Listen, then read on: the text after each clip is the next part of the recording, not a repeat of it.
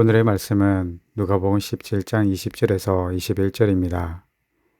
바리새인들이 하나님의 나라가 어느 때에 임하나이까 묻거늘 예수께서 대답하여 이르시되 하나님의 나라는 볼 수 있게 임하는 것이 아니요 또 여기 있다 저기 있다고도 못하리니 하나님의 나라는 너희 안에 있느니라. 아멘. 제가 어릴 때 초등학교 소풍을 가면 보물찾기를 했습니다.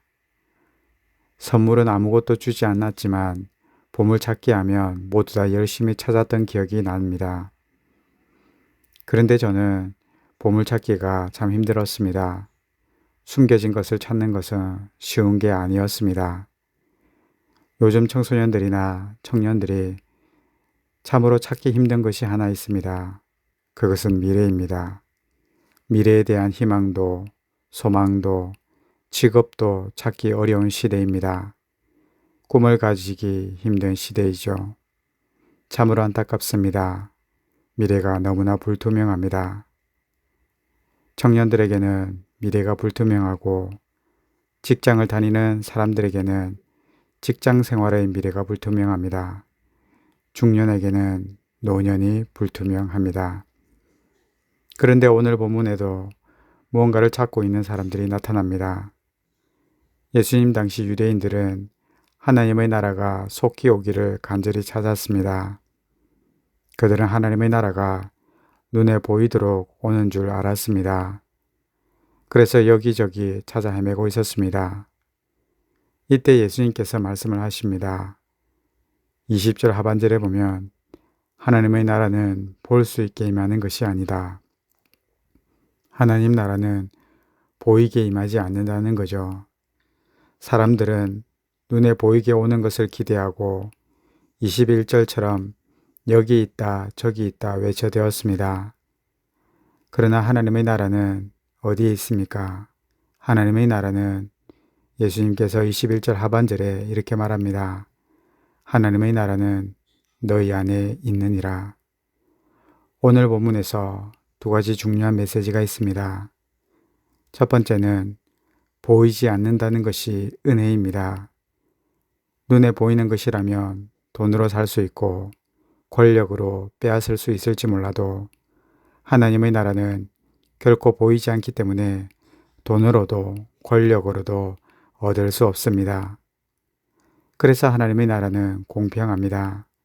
대기업 회장에게나 일용직 근로자에게나 공평하죠. 대통령에게나 거린에게나 공평합니다. 이것이 은혜입니다. 두 번째 메시지는 이것입니다.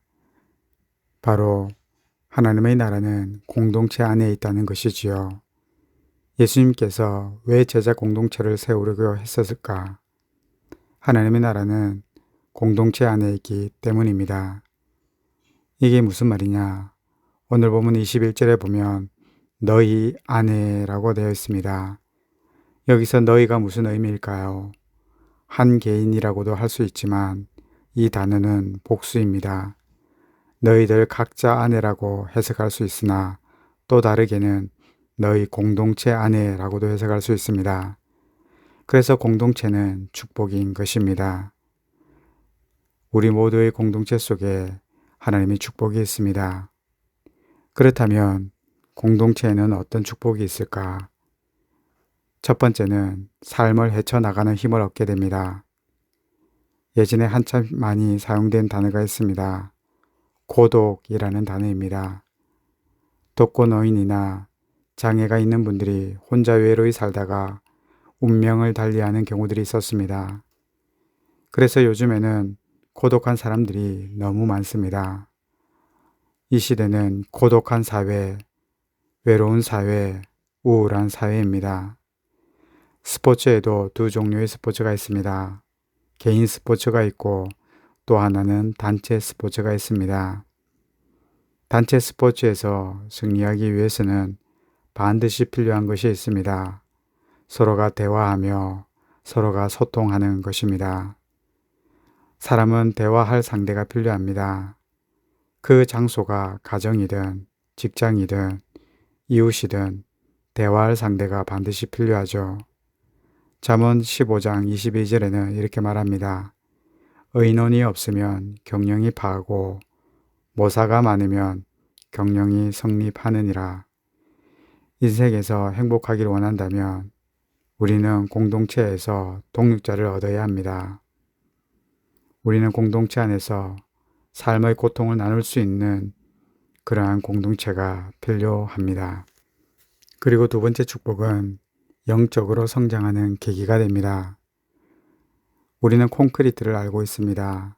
콘크리트의 주성분은 시멘트입니다. 그런데 시멘트만으로 단단한 콘크리트가 만들어지진 않습니다. 시멘트와 모래와 그리고 물입니다.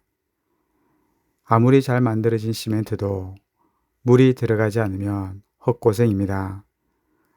전혀 어울릴 것 같지 않은 시멘트와 물이지만 이것이 만나야 튼튼해집니다. 시멘트에 어울리는 것은 시멘트이지요. 그러나 시멘트에 시멘트를 섞으면 우리가 사용할 수가 없습니다. 서로 어울리지 않는 다른 것이 섞여야 단단해지고 사용할 수 있게 됩니다. 어울리지 않는 것이 축복입니다. 어울림이 축복이 아니라 어울리지 않음이 축복이 되더라고요. 가정에서, 학교에서, 사회에서 어울리지 않음의 축복을 우리가 경험했으면 좋겠습니다. 저와 제 아내는 MBTI 검사를 하면 완전히 반대의 성향이 나옵니다. 네 가지 성향이 모두 다 반대입니다. 정말 어울리지 않는 사람이 저와 제 아내입니다. 그러나 하나님의 가장 큰 축복이 저에게 아내를 만나게 했다는 것입니다. 전도서 4장 9절과 10절에 보면 두 사람이 한 사람보다 나음은 혹시 저희가 넘어지면 하나가 그 동물을 붙들어 일으켜리니와 라고 합니다. 공동체의 세 번째 축복은 화목함을 얻고 하나님께 나아갑니다. 예전에 친구들 사이에 이런 농담을 한 적이 있었습니다. 너는 언제 결혼할 거냐 라고 물어보면 내년 8월에 할 거야 라고 말합니다. 그 말은 들은 친구가 깜짝 놀라 너 애인 생겼니? 라고 물어보면 그렇지 않다고 합니다. 아직 애인은 없는데 결혼은 내년 8월에 할 거다라는 거죠. 결혼은 혼자 하는 것이 아닙니다. 결혼은 반드시 대상이 필요합니다.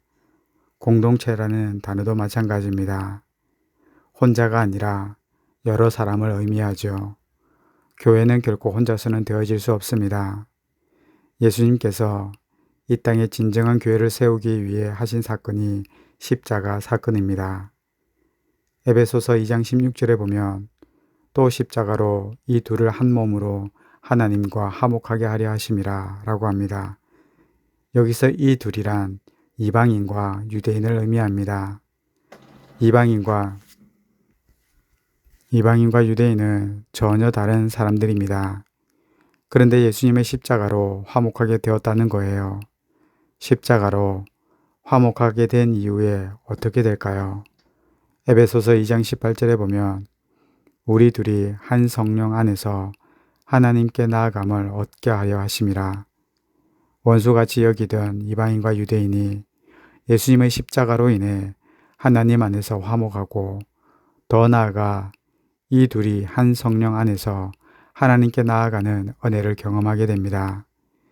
신앙이 깊은 공동체는 전혀 다른 사람들이 예수님의 십자가를 통해 화목해집니다. 곧 예수 그리스도의 십자가로 하나님께 나아가는 은혜를 경험하게 되죠. 소그룹의 궁극적인 축복은 십자가를 통해 서로를 바라보고 서로를 사랑하며 함께 하나님께 나아갑니다. 이러한 놀라운 축복이 우리가 속한 가정과 직장과 교회 공동체 안에 가득하길 소망합니다. 기도하겠습니다. 하나님 아버지, 우리가 이 공동체의 축복을 다 누릴 수 있도록 도와주시옵소서. 학교에서 같이 공부하는 친구들과의 공동체의 놀라운 축복을 경험하게 도와주셔서 학교에서 외롭지 않게 하시고 좋은 친구들과 함께 즐겁고 화목하며 서로를 세워가는 공동체가 되게 도와주시고 특별히 교회에서도 좋은 공동체를 만나 좋은 선배와 후배와 선생님과 함께 하나님의 말씀 안에서 축복된 생활을 할 수 있도록 인도하여 주시옵소서. 그리고 우리 가족 공동체에서도 하나님 안에서 십자가 안에서 사랑하며 화목할 수 있는 공동체가 되어 서로가 힘들 때 지켜주고 힘이 되어질 수 있도록 인도하여 주시옵소서. 예수님의 이름으로 기도합니다. 아멘.